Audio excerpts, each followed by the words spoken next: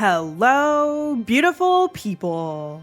Season 10 is right around the corner, and it is looking like it's going to be one of the biggest, best updates that New World has ever come out with. They have been hitting us with so much information in the last week, so in case you missed it, here's everything that you need to know about Season 10 in 5 minutes. Sit back, relax, and let's get to the good stuff.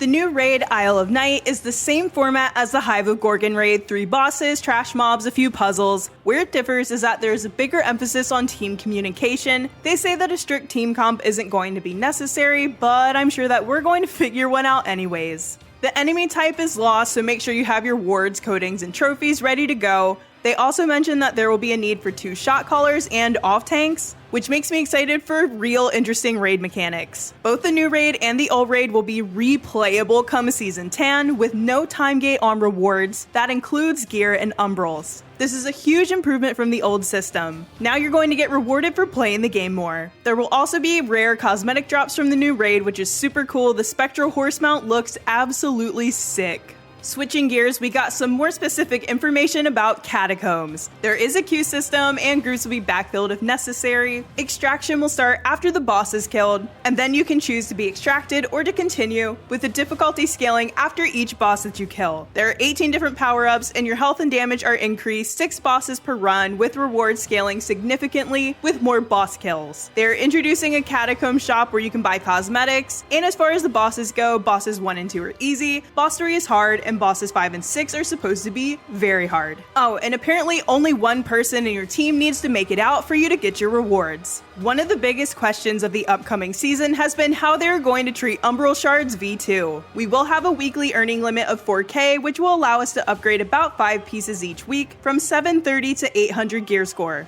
We will be able to earn Umbral Shards from the raids, elite chests, all PvP modes, mutated expeditions, and catacombs. As far as gear goes, there are so many changes, so I'm only going to hit the big ones. We are certain that any named 700 gear score item will be able to be upgraded to 800 with the new Umbrals. Gear with set bonuses will come from Catacombs, the raid, and PvP. We don't know what all of the bonuses are yet, but they're supposed to be pretty strong.